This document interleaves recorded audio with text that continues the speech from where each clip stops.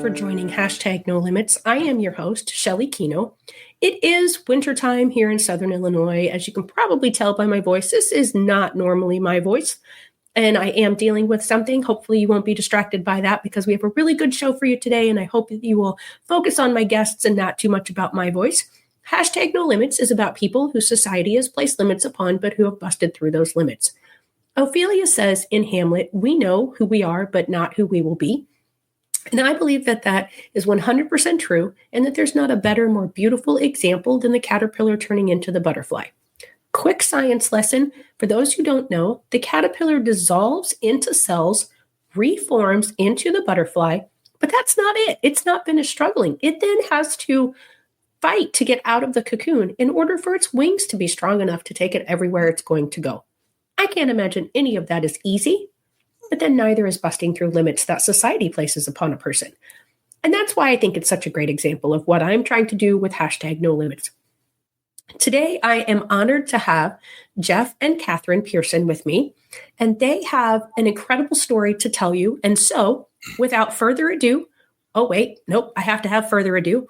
Remind you to, if you are watching live, give us a hashtag live and where you're watching from. If you're watching in the replay, give us a hashtag replay and where you're watching from. Make sure to like or subscribe to this channel so you don't miss an episode of hashtag No Limits. And I think that's it. Now, without further ado, welcome to the show, Jeff and Catherine. How are you both doing today? Thank you. That's a cool idea. I'm gonna do that with mine. That's a really cool idea. I love that hashtag and then where you're from, watching from. That's cool. Yeah. No, we're doing great. Thank you so much for having us. Yeah, thank you. Yeah. So you said you're going to do that with yours. So go ahead and explain a little bit about what you mean when you say, "Oh, I'm going to do that." You're what? Yeah. What the heck are you talking People about? are like, huh? Yeah. What's going on? So, yeah, thank you. So we have created a TV show called Invisible Condition, and we air every Tuesday and Friday at 10 a.m. Mountain Time, 9 Pacific, on E360 TV on the Arion TV channel. And we've been on the air since April of last year, and we bring people on the show that are living and yet thriving despite some sort of invisible medical condition that they live with and thrive with, and what are they doing in spite of it? And then also organizations from around the country and around the world really that are helping that population do better and live better lives and thrive too. So that's what the show is about. And coincidentally or not, Shelly, you're going to be on my show. We're going to record really, really soon too. And so watch out for her on our show, everybody, in a little bit, not maybe a couple of weeks. I don't remember, but so very quickly, how do they find your show? Because they know how to find my show, but how do they find yours? So you can, if you go to YouTube or Facebook and just enter Invisible Condition, you should find us pretty easily. If you go to e360tv.com, that is our TV station's website, and you can go watch there. You can watch on any device. It's a free download. E360 TV is a free download on any mobile device. And if you have a fancy enough TV or a Roku or Fire Stick, you can search for it and then watch it on your TV in your living room, which is really cool. So, Awesome. Yeah. So I'm doing things a little bit out of my typical order. So I have put up your social media links, Nice. How to find you personally. Perfect. It wasn't the show links, but it is Facebook. And then you have a whole profile number behind it. But yeah, I think if they just go to Facebook and search Invisible Condition, which was what I did, and it'll pop up. And then, YouTube is at Invisible Condition. And then TikTok is at Jeff Pearson Official. So you got a little bit of a different thing to find there. Yeah, TikTok is not necessarily focused on the TV show. That's more about my journey as somebody with an invisible condition and how we're coming through that and how we're how we're living life with it. So that's what that one's about. It's not specifically about the TV show. So, but it's still a cool channel, and you should definitely come hang out there too. So yeah. I was just checking out your Christmas episode of Invisible Condition called, what was it titled? Living Through the Chaos, Peace in the Chaos. There it is. Yeah. Yeah. It can be tricky at Christmas. Yeah. Oh, yeah. So I actually want to talk about that. Okay. on here. But first, I want you to tell us, what is your invisible condition and how has it affected you throughout your whole life? And how has it affected your marriage? Right. I'd like to get Catherine involved. I don't want to. I know. I know. Yeah. Here she is. You go first. I'll Tell go about first. your Okay. All right. condition, and then I'll chime in. Okay. So I was born with a condition called hydrocephalus, which loosely translated is water on the brain. Hydrocephalus, water on the brain. So what happened was at my 2-week checkup, I was born with it. And so at two-week checkup, they do a lot of the same measurements they do at birth, length and weight and just to make sure the baby's tracking. And one of those measurements is around here, around the circumference of the skull. And that measurement was just a little bit too big for their liking at that appointment. And so they said, hold on, Mom and Dad, you don't get to take them home yet. Let's do a CAT scan. And they found out that one of the ventricles in the brain, the ventricles drain the fluid from the brain and from the skull. One of those ventricles was blocked. And so it was not draining properly. And so that is officially aqueductal stenosis or hydrocephalus. And so they did what they do with most typically with treating hydrocephalus, which is brain surgery. And so at 2 weeks old, I had my first brain surgery, and they drilled a hole in my skull back here and threaded a little tube in there to suck that fluid out so it wouldn't collect. And there's a shunt attached to it right here, and there's a cord attached to the shunt. And that shunt or that cord just kind of reroutes that fluid somewhere else in the body so that it's not, we got to play it, so that it's not, collecting up there. So that was my introduction into the world was brain surgery at 2 weeks old. And then I had a couple more over my childhood. And I've had four brain surgeries since 2014. And I've had about 15 surgeries overall, but only 7 of them are brain surgeries. So I know. It sounds funny when I say only half of them. I've only had 7 brain surgeries. It's okay. It's cool. Right. No big deal. And honestly, from birth to about 36 years old, I'm 47 now, from about almost 48 in March. So for about the first, 36 years of life, everything was cool, man. We had surgery. I mean, I had a lot of surgeries, but I came through them really well. And my parents, God bless them, man. My parents, who are still around, thriving, they live in Oregon now with hanging out with the younger grandkids. Our kids are older, so but anyway, they are, they're awesome. And during my childhood and during my growing up years, and really they instilled a spirit in me of, you are not sick. You just have this thing. There's a thing in your head that's, pumping fluid or whatever. And once in a while we'll have to have it replaced, but surgery is just surgery. No big deal. Carry on, And of course they discouraged me from playing things like football and soccer and rugby and things where you're banging your head against things. And, obviously, but really it was a pretty normal childhood. It was very chill. It was very, as far as my condition is concerned, I never really was treated differently. It was never really a thing. They just said, look, go, you're not your condition. Just go, do your thing, live your life. So, I'm very thankful for that, because depending on the condition, sometimes you have to make it more of a priority, but for me, I'm so glad that was the approach that they took. And so it was pretty cool. We had a pretty cool childhood. So, and somehow they did miss snowboarding. I'm not sure how they did let me skateboard and snowboard as a kid. And I still do 30 years later without a helmet for the first 20 whatever years. Yeah. I just started wearing a helmet a couple of years ago. So don't tell anybody. But snow is soft. So if you land in the snow or you hit the snow, it's not a problem. It's the trick is just don't fall. It's cool. Don't fall. It's okay. Just don't fall. You'll be okay. Yeah, absolutely. Absolutely. Right. So just because, as you can, I got the right side. I normally get the wrong side. Hey. So I am a teacher. Yes. Of students that had individualized education programs. So basically what I hear you're saying, and so I just want you to confirm this if I'm incorrect, it had no effect on your mental acuity, your motor skills, your speech skills. And so you didn't really need accommodations going through school, or did you have a couple maybe? I never really had to have accommodations at all ever going through school. Never had to take a regular medication ever in my life. Like I made it out super well. If I remember correctly, you did some tutoring. Yeah, I did some math tutoring, but math is dumb. So I don't get math anyway. Tell me how you really feel, Jeff.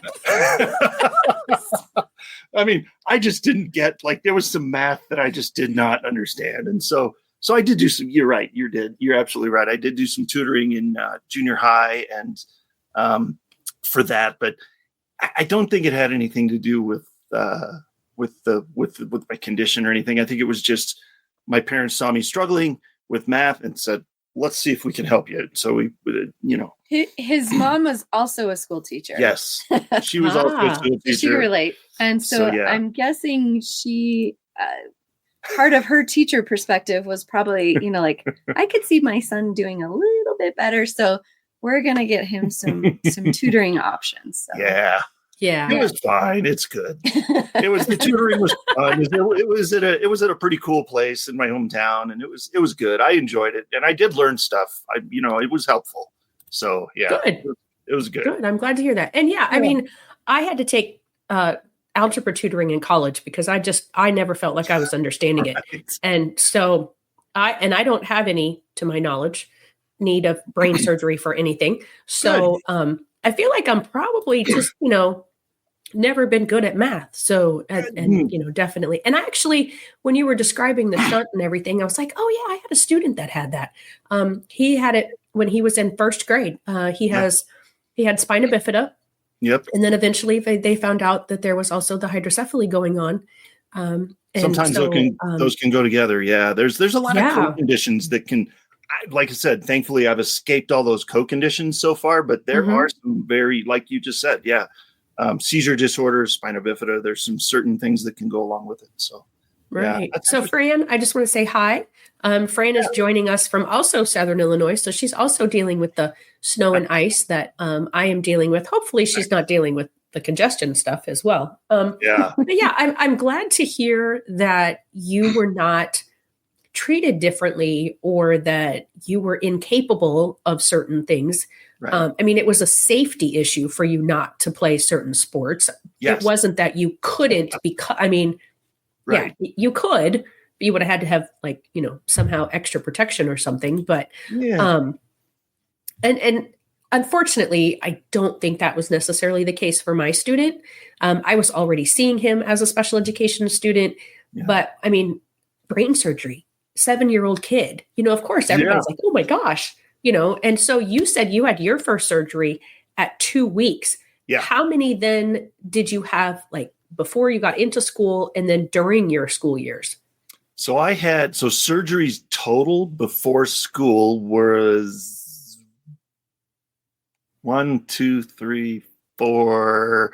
There was 4 surgeries before I ever hit kindergarten, 2 brain surgeries and 2 others. And then I had eye surgery at 2 years old. That was before school. That was okay. So 5 eye surgery at 2 years old. I had another eye surgery in 4th grade. I had my second brain surgery was 6 months old. I had another one at 18 years old. I had, so we've had some, there's been some surgeries. But as I said, it was pretty good outcome for most of them. The craziness didn't start until August of 2013. That's when I've had 6 surgeries since then, 4 brain surgeries. And that's kind of when the craziness started. So, but before that, there is a story. I want to talk about Catherine for a second because she did not have to deal with any of this until we were married about 14 years because as I said, going through school, everything was cool. Everything, I would, surgery, but then I'd come right back to school and nobody would even know I had surgery. And so we met in 7th grade band class. And so we have been hanging around each other for a little while. And so she saw me, junior high and high school, never really had to deal with it. So I don't know. Why don't you tell us about your, Yes, Catherine, tell us about your impression of Jeff. No.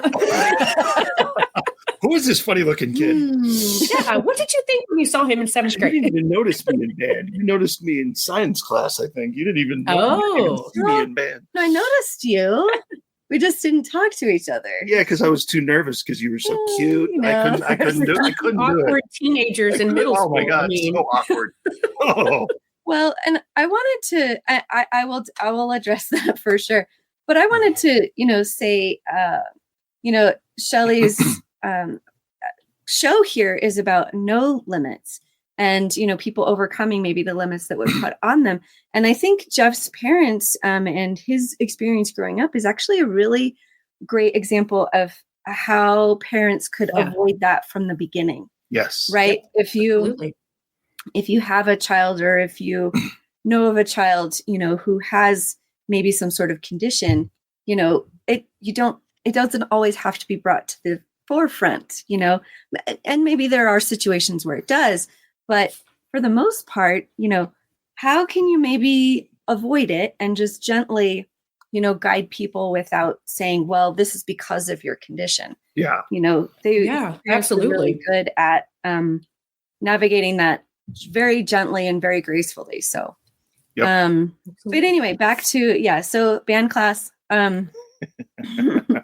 once we finally met and started talking to each other, as middle schoolers are, as much as we can as middle schoolers. Yes, sure. As awkward as middle schoolers are. But so we did date off and on through middle school, high school, and went a little bit in different directions for the start of college.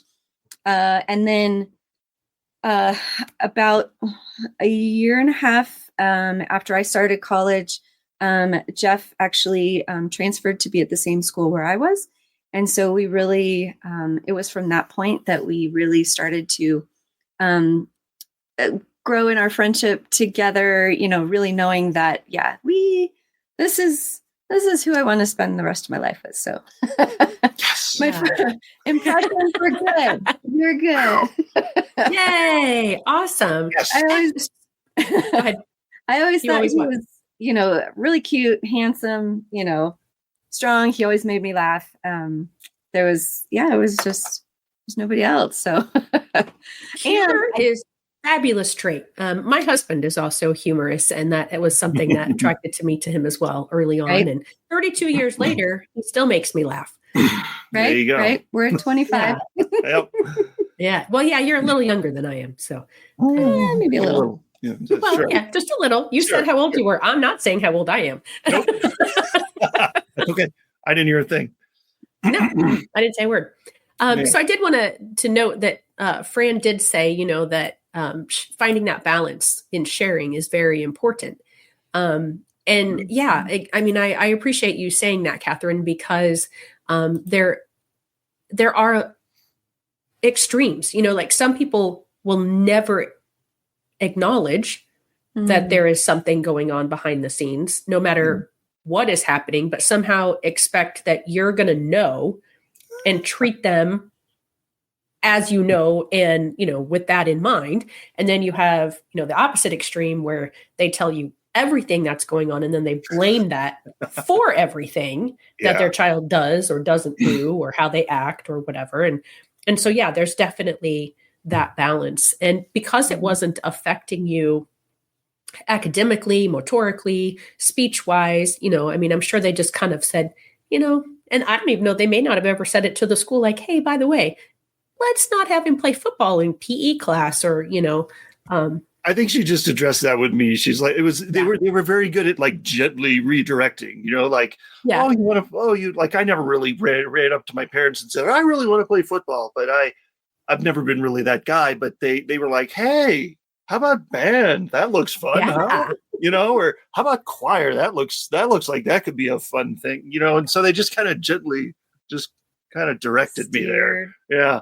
So well, okay. Go ahead. No, I was just gonna say I never really strongly, seriously considered any of those contact sports. It was just because it was never really brought up, probably strategically. Well, see, they recognized something in your voice talent when you were younger already, because in the notes that we shared before the show, you told in those notes that you have performed at the Olympics And you have sung the national anthem at 2, was it minor or major league baseball? Minor league ballparks. No, I never made it to the majors. No, never.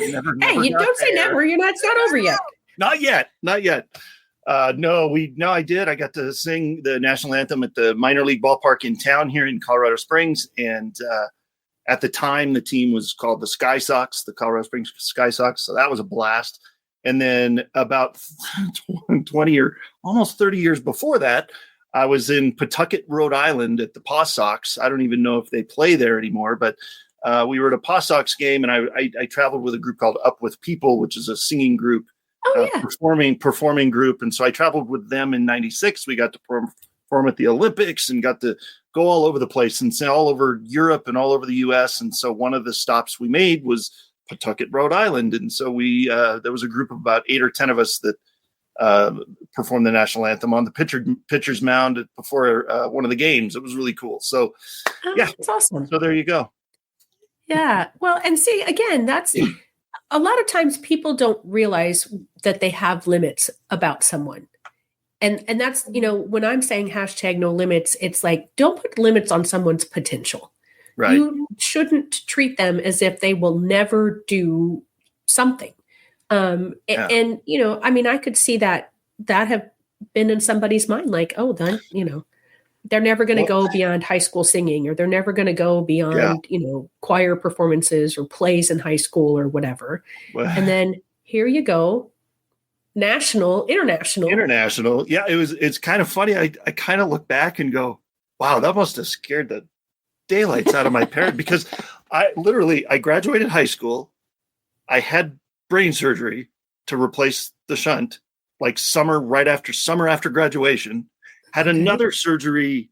Well, that wasn't until a couple of years later, but yeah, had brain surgery in summer of 95. And then January of 96, I'm on the road just a few months later. For a year to go travel. And so, yeah, I'm sure my mom had a few curled up in the fetal position crying days, thinking about, oh my gosh, what is he doing? But to their credit, I never saw it. And they were always very encouraging of me doing it. And they said, go for it, get out there. So, so I did. Yeah. That's awesome. So Catherine, you knew him at that time. Were you guys dating, or did you? So by this point, you at least knew he was having some brain surgeries every once in a while. I did know about the one when he was 18 years old. Yes. And so, but I didn't, I was naive enough to think, oh, that's just like a one-time thing. Oh, right. Sure. One and done. Like I said, I mean, I was 18 too. And so I didn't have any clue that, oh, well, maybe I should read up or learn about this condition thing. Maybe this will come up later. Yeah. Yeah. No, because if his family and him are not making a big deal about it, why would you? Right. It's normal, isn't it? It's just a thing that happens. Like you go to the dentist and you get a crown, it just happens every once in a while.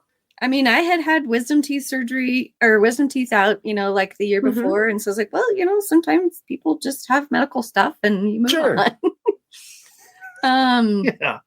But yeah, so I did know him at the time. We were, when he left for that year of travel, we were just friends. But it was actually during that year, he tells me that I was his best pen pal. I wrote him quite a few letters during that year. And I still have them. When he was gone, that's kind of when I realized I was like, oh, I really miss him. And I want him to come back and be with me. So, yeah. So that is that time frame was really when I was like, yes, that's, who I want to be with the rest of my life. I understand he's got multiple stories around that too, but so we got married at 22 just to kind of continue the story a little bit. And then we had about 14 years where there was not much medically. We bought a house, we had kids, we had jobs. And then it was, I think you mentioned before, it was the fall, August of 2013, where he came home from work, doubled over in pain. At the time we thought, is this appendicitis? Like, it was just so severe, and it came on so quickly. So he was taken by ambulance to a hospital, and the very next morning they said emergency abdominal surgery. Because of all the surgeries that he had had in the past, it had created a lot of scar tissue around his intestines. And some of that had grown to the point where it was starting to create an obstruction. Yeah. So that was the severe pain that he had. But so that was my first introduction to, like kind of that scary world of, oh my gosh, I've got 3 little kids right now. My husband is being, taken away in an ambulance, and then emergency surgery and all these things. It was, that was the most scary time for sure. Was that first? Okay, so I have to ask a really dumb question. Oh, sure. Yeah. And as a teacher, I actually say there are no dumb questions, but come on now. Come on. Okay, so you're having brain surgery frequently. Yes. But your stomach area has the scar tissue. So were those scar tissue problems from the other surgeries that you were having that didn't relate to your brain? Well, no, I don't. I think it was mostly because of the brain surgeries, because there's the shunt, right? And there's goes into the brain. There's a shunt there that pumps the fluid, but there's also the cord, right? And the cord has to be rerouted somewhere into the abdomen. Like, there's certain places that are typical for that to be rerouted to, and some of them, most commonly it's into the abdominal cavity, somewhere on the one side or the other into the abdominal cavity. And so when they do that, they have to they make a scar in the abdomen as well, so that the shunt is here, but the cord has to land somewhere that'll work, long term in the abdomen. So there's a scar that they keep reopening every surgery that's in my abdomen to reposition that. So that's why that's why all the scar tissue in the abdomen is from all those previous surgeries with the shunt and having to position that cord. And they've had to reposition it over the last 10 years or so, 2-3 different times. And so it's been interesting. Yeah. It's now I've got, from the surgery I had to have in 13, I have what looks like a giant C-section scar. I've got like a 10-inch scar straight up the middle of my abdomen. So it's, wow. And you can't even blink without your ab muscles. I'm just going to say that is a very important set of muscles. They are called the core muscles for a reason, I guess. For a reason, for sure. Yeah. So anyway, that's why the abdominal surgeries. Yeah. And we've said this multiple times, but really haven't defined when you've said brain surgery. So every time there haven't been new problems, right? It's just been like that they had to adjust the shunt or adjust the cord or. No, actually. So every time they've done brain surgery, it's because something has malfunctioned with the shunt. So the shunt. Okay. Fun fact, a couple fun facts about hydrocephalus.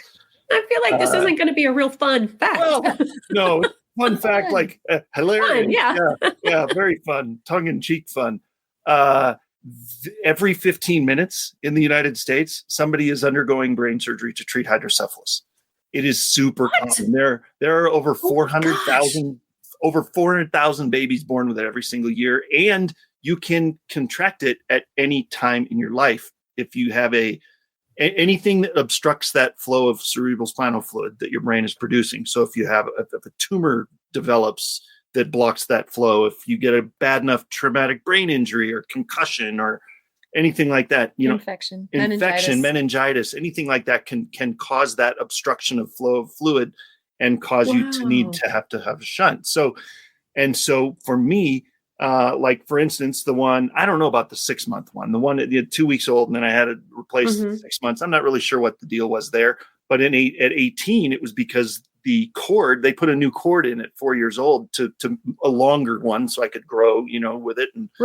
And that cord adhered to all the tissue and muscle and stuff that grew over those years. And it was not allowing the shunt to move with me as I grew. And so it was literally pulling away from my head, like pulling out of my skull.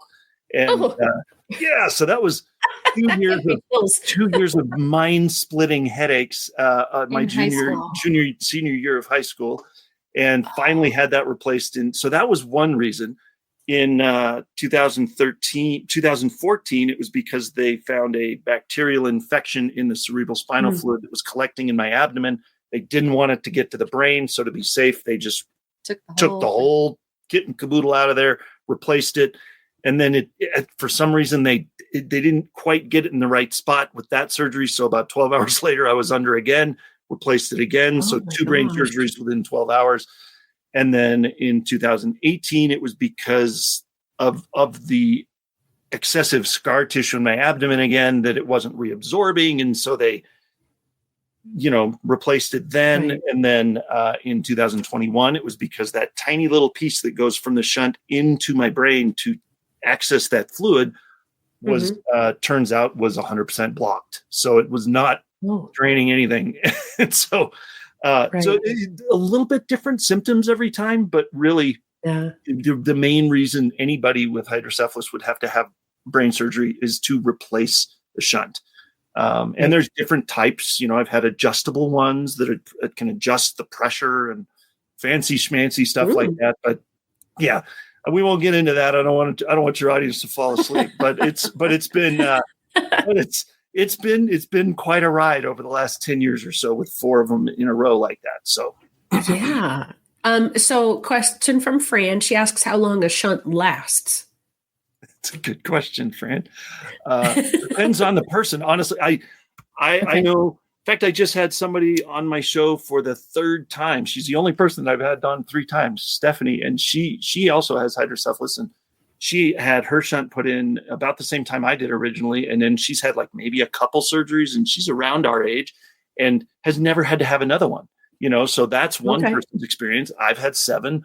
I know somebody in their early 30s that works with the National Hydrocephalus Association. I think she still does. And her brain surgery counts in the triple digits. So you never know. I know, right? Come on. Yeah. Like, seriously. So that's why he says he's fortunate to have only had 7 brain surgeries. Because on average, I'm not going to say typical, there's no such thing, but on average, averaging across the world of all the people, these shunts are lasting a mere 2 to 3 years. And then your people are undergoing brain surgery to replace it again. So they only average about 2 to 3 year lifespan. So by the averages at say 45, make it easy math, I should have had at least 15, maybe more like 20 something surgeries by now. By the averages, I've had 7. Right. I'm going to count that as a good thing. So it's to have less than the average, definitely. When it comes to brain surgery, you want to be less than average. Yeah, you want to. But Shelley, as the teacher, knows about bell curves, right? Right. Mm-hmm. Yep. And that bell curve for hydrocephalus and how long shunts last is so wide. Yeah. And so that 2 to 3 happens to land in the middle, but it's huge variance, though. Yeah. Huge. It's so personal to different people. In fact, anyway, I don't want to, we'll go down that rabbit hole, but it widely varies. And so I find myself very fortunate to only have had 7. So that's incredible. And so you started the Invisible Condition television program to talk about hydrocephaly. And you also have, and I shared it earlier, but I want to share it again. And by the way, Fran says, thank you for answering. That's not the one I wanted to do. I wanted to do this one. hydrowithhope.com is your website. And so you started Invisible Condition to share about hydrocephaly and the stories and the experiences that you've had. And again, to watch it, it's Invisible Conditions at e360tv.com. So it's evolved into something more than just talking about, hydrocephaly. Right. So tell us about that. So Hydro with Hope is we created that organization in 2022 because we were sitting in a follow-up appointment with a neurosurgeon in 2018, and I could hear, we all know that the walls in those places are paper thin. Come on, let's be real. Exactly. And so you can't really hear the words of what's happening, but you can hear the tone of the conversation. And there was a family or something in that next room, and it did not sound great. They sounded distraught. And I thought to myself, that flashed me back to 2 weeks old. Like I wonder what my parents were thinking, right? What in the world would be going through your head if you found out your kid was going to have to brain surgery, especially repeated brain surgery? And so I thought, oh my gosh, all I want to do is run next door to him, to that room, give them a hug, talk to them, answer their questions, tell them it's going to be okay, but HIPAA doesn't like that. Doctor's office don't, they frown on that. They don't like you just running it off. They're not like, nope. Yeah, you're right. No, they don't like that. So I didn't, but on the way home from that follow-up, I mean, we were talking, we're like, man, I felt very strongly that we should do something about this. And so I was like, okay, well, there's always hope, man. And so for the sake of the general public not having to read the big long word hydrocephalus, it took me a long time to figure out how to actually spell. Actually, that was a long word. So we called it Hydro with Hope, because there is always hope. And so we published a journal called My Hydro Warrior Story that is about 150 pages, and it walks people through. It's a fill in the blank journal, and it walks people through that experience of, holy smokes, I have to have what kind of surgery, and from the beginning of, here's the hospital, the doctor, here's a picture of my gnarly surgery scar and my funky looking hair after surgery, and try to have some fun with it too. But really, it's about keeping those medical records straight, and so that when you go to that inevitable follow up, and they start peppering you with questions, you're not standing there with nothing to say. You've got it all written down, and you've got a collection of things you can tell the doctor when he asks you those questions. And so my goal is to get those books into every hospital in the country, honestly, to help families that are struggling with that. I cannot imagine it would be so cool to have had that for that 2014 surgeries and 18 and 21, and just be able to chronicle that, I think if you click over on programs and services, if I remember correctly. Programs and services, you should be able to find the book. It should. Okay. You should see it there. You'll have to tell me. I don't know if it'll switch, because I only shared the screen. So did it switch, or are we still on It did. You're good. Keep scroll down a little bit. Okay. Let's see. Is that there it is. There's the Hydro Warrior Story Journal. Yep. Oh, might have to click on the link. There's not a graphic, but yeah. There it is. Okay. All right. There we go. Right. There you go. So if anybody is interested in something like that, to give as a gift to somebody that that has hydrocephalus, that would be valuable. And you can't really see the spine right now, but because of the picture, the way it's pictured, but I deliberately left a little spot on the spine blank so that people could write, surgery 1, surgery 2, or the date or something. So that they can, keep track that way. Yeah. So, and then it's changing the pictures as I'm going. Right. Yep. Very cool. Okay. And so that was our nonprofit. And we were at a conference promoting that when we were introduced to the network president of the network that we're on, Arion TV, on E360, and her name is Julianne. She's amazing. And she, said, well, tell me your story. What are we talking about? Why would you want a TV show? And I said, I don't know. Let me tell you. And then you say 7 brain surgeries. We start talking about it. They go, oh, sure. That's something. Yeah. So we, and then that's where the development of the show came. And then we launched our first show on April 4th of last year. And we've been going twice a week since. And to be clear too, from the very beginning, it was decided that the Invisible Condition TV show was actually not going to be just hydrocephalus, right? But all different types of invisible conditions. Yeah. Jeff likes to say that he didn't think that the Hydrocephalus Hour TV show would last very long. Probably not. Yeah, probably not. Probably not. There's probably enough cases out there, that we probably could have done it, but yeah. But we've really, I think, appealed to a much wider audience to be able to talk about all different types of invisible conditions. Yep. From MS to fibromyalgia to neurodivergent issues and autism, schizophrenia, bipolar, POTS, pandas, so lupus. Many different. I mean, There's so many. And there's so there many. are. And there really are.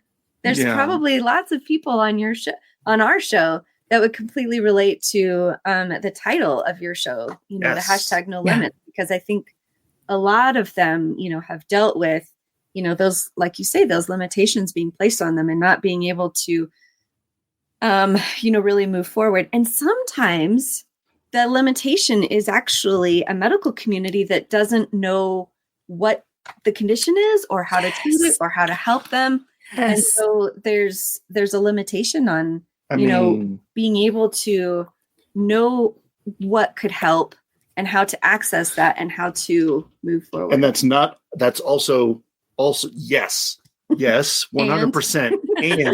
And I like to say that I am a product of both. I am a product of both the traditional medical world and the alternative world, because you really can find benefit in both. When I had my 2 back-to-back brain surgeries in 2014, I ended up having migraines after that developed into nonstop, all day, every day migraines.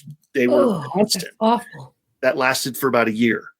And during that year, we went back to the neurosurgeon, of course, and said, "You were the last one in there. Help me. What do we do?" And she was there, and her response would not have been as, but anyway, he just looked at me and said, "Geez, I'm sorry. I guess you're just going to have to live with headaches." That's what he told me. Oh, yeah. So she wasn't. Talk about limitations. So sorry. If I had listened to that, I probably would not be here. We probably would not be anywhere. I would probably be on the couch in the living room over there, still hooked up on some kind of high power pain med and taking injections of some sort, probably. But we said, "Okay, thank you, doc. Appreciate it. Bye-bye." We're out, and started looking around. And we tried tons of stuff during that next year or so. And everything from chiropractic to craniosacral to, we ran the gamut of treatments. And we ended up finding 2 things that worked really well. I found a chiropractic neurologist. Who knew that was a thing? But right down the street, the only one in Colorado, and he's right down the street. So I went to him. That was God ordained. Right? Seriously. And turns out I knew him like 20 years ago when I used to sell clothes, and he would come in all the time, but I didn't but then I reconnected with him a few years later, and it's like, "Yeah, I can help you. Let's try it." And so he cut the frequency and severity of those headaches quite a bit, but they weren't gone. So it's like, okay, well, let's keep looking. And we ended up finding something called neurofeedback. And the version of neurofeedback that I got was pretty fast acting. And within about a month of finding that, migraines were totally gone. And so I say a lot that traditional Western medicine kept me alive. Thank you very much. I appreciate that. Yes, very important. The alternative world gave me my life back. I was able to, I don't know what I would do if we hadn't found those. And it has continued over the last 10 years with other surgeries. The one we just had 3 years ago left me with some really nasty side effects too, but we were able to find a natural remedy in Oregon that helped that too. So it's just about finding, being an advocate for yourself and searching and finding and not taking no for an answer. So like you say, don't let anybody put some limits on you, Right. Allow yourself to think outside the box and search and go find, for us, it was in that medical space, but maybe for others, it's like you help with people, in the teacher educational space, there's a lot of, how can we think outside the box in that space, right? Yep. Mm-hmm. Yeah. Yeah.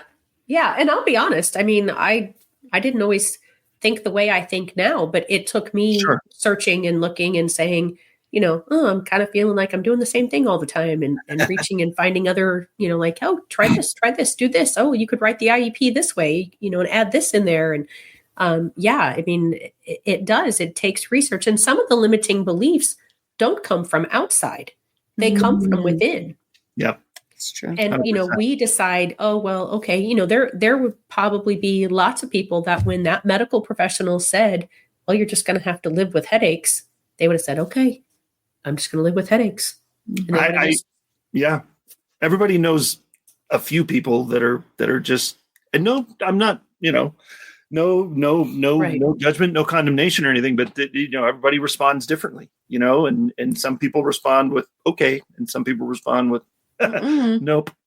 So, right. And sometimes, if you go to multiple doctors and you're being told, well, you're just going to have to live with it, it's hard to motivate yourself to say, yeah, maybe there's somebody out there that does know how to fix this or help me remedy this, and exactly what you said regarding natural medicine or, other medicine besides traditional Western medicine.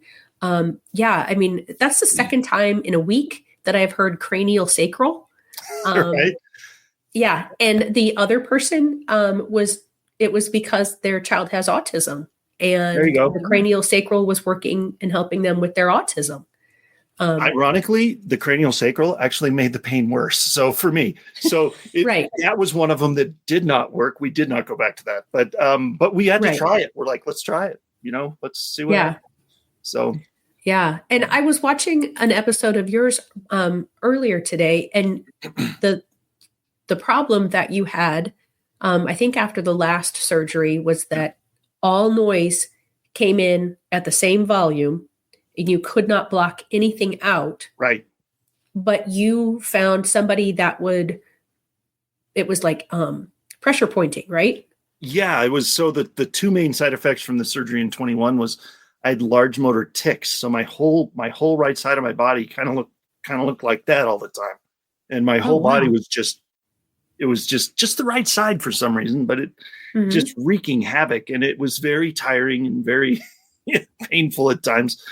And so the other thing was that filter in your brain that blocks out background noise automatically for most people, that you can carry on a conversation that's in front of you in a room of 1,000 people. That filter was broken. I had no filter. And so when I would go to the supermarket, go to the church, go to the whatever, go to work at a busy school. At a school that I worked at the time. Oh my gosh. Yeah. It was like everybody was plugged into an amplifier at the same volume and I couldn't block anything out. So that did not last long. I had to kind of limit my time there at that school and eventually leave that career because of the side effects from that surgery. And then thankfully my parents found something in Bend, Oregon, where they live. And they said, hey, get up here. We'll take care of everything. Just fly. We'll fly you up here. We got to try this. And it was pressure point therapy on the vagus nerve. And she worked on me for 3 days. She said she did about a month's worth of work on me in 3 days. And pressure point's a delicate way of saying pain. Yeah. I'm going to drive my elbow into your vagus nerve from head to toe. And we're going to and basically what they did was press it in to the nerve until the pain dissipated, which was very painful. But ironically, I didn't cry. I laughed. The harder she pressed, the harder I laughed. Oh, well, so I guess that's okay. I have a pain tolerance from all these surgeries, but yeah. And so after we left there, my parents and I went out to dinner at some food court in a mall or something like a couple nights later. And I was like, whoa, hold on. Whoa, shh, wait, do you hear that? And I could hear the music and I could hear what my mom was talking to me or something, but everything else was just white noise. I was like, whoa, it's back, so it was pretty exciting. So yeah, but you got to search for this stuff. You got to find it and advocate for yourself and look and, not give up. Right. And unfortunately, you don't know what you don't know. Right. And I mean, that sounds like a silly statement, but you don't know what's out there. And thankfully you had family in another area of the country than you were in that this person was doing that. But, somebody on the East Coast would have had no idea, and if they didn't have family in that area that your parents are in Bend, Oregon, then, again, they're going without possible relief because, other people don't know about this process. Right. Which is why we created our most recent venture that I just want to touch on real quick is Invisible Condition University. So Invisible Condition University is something that we felt there was a need for. And so what do entrepreneurs do? They create the need, they create the solution for the need. And so we said, okay, well, let's see what response we get. And so we launched it in August. And so Invisible Condition is basically, it's something I think we wish we would have had 10 years ago. It's a place where it's a place where we gather on Zoom a couple times a month to kind of just network and say, what are you living with? What are you struggling with? And bring all the knowledge that we had to find through the School of Hard Knocks over the last 10 or 12 years, and bring knowledge that I have gained from all my amazing guests that have been on the show over the last year or two. We've developed such a huge Rolodex of resources that we wanted to share. And so Invisible Condition University, or ICU for short, is where we share that. And so a couple times a month, we're on Zoom for about an hour.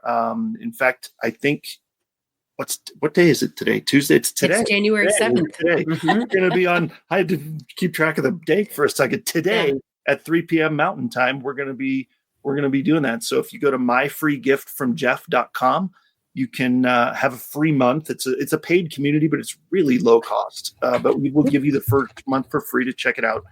And it's just a place to come and collaborate and be like, hey, what's going on? What can we, and then share resources, that people might be able to take advantage of that could help. And then you don't have to do all that searching. So that, it's incredible how much stuff is out there. And Fran just made the comment a minute ago about sometimes there's too much information out there. And you don't know, what you need because you don't know what you don't know. So you don't know what you need. But I've had so many different people on my show that have talked about doing what you're doing. Yeah. And I feel like there are probably a lot of people duplicating, but I almost think we need that because not everybody's going to hear about ICU. Not everybody's going to hear about Sped Connect. Not everybody's going to hear about whatever else is out there. Right. And so you do have to have it. I mean, it kind of is bothersome that it's duplicated because, somebody else is going through the same work that somebody else has already gone through. But, it helps. It really does help. And I'm so appreciative for programs like this. And so I typed it in, myfreegiftfromjeff.com is exactly what he said. It was very simple. Here it is. And so, check this out. There are so many, as you mentioned before, invisible disabilities or invisible conditions. And I talk about that a lot when I do professional development with teachers because we tend to overestimate a person's ability if they have an invisible condition such as autism or ADHD or a traumatic brain injury or specific learning disability, because we can't see it and we're not constantly reminded that this person is dealing with something in their brain that is affecting every minute of every day of their life. But because we can't see it, we're like, you're just faking. Oh, you're just being lazy. Oh, I hate that. Sorry. I just, no, I get it. Like when I would have teachers tell me, well, the student is just being lazy. I'm like, okay, if I could show you their brain right now, you would more than likely see that they are working 10 times harder than everybody else in your room, trying to process and trying to, wheedle out everything and ask and do what you're asking them to do. Totally. Sorry, that's my little soapbox. I'm with you. I get it.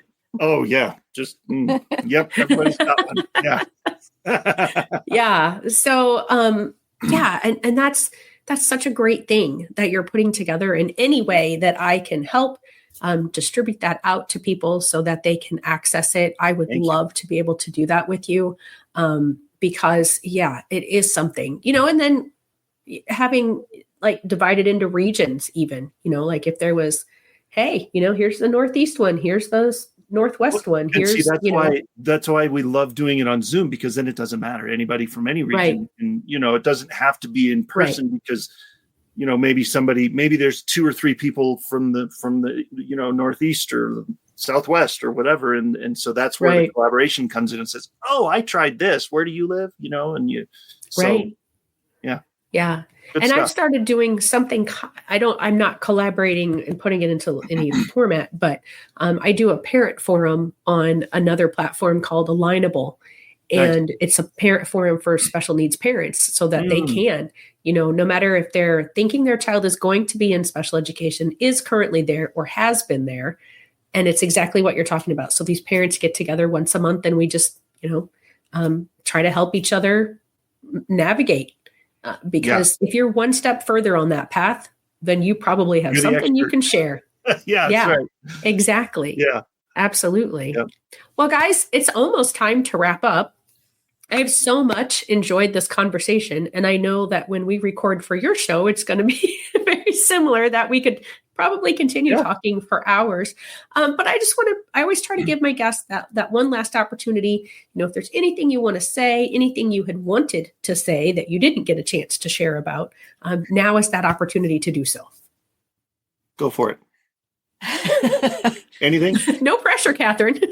I feel bad because I've been talking and she hasn't. But go ahead. Anything to. He's the TV show host, so he likes to talk. I'm okay being in the background, but no, sometimes I let my face be seen. But I think one last thing that I would leave people with is just to, like we mentioned, is to advocate for yourself.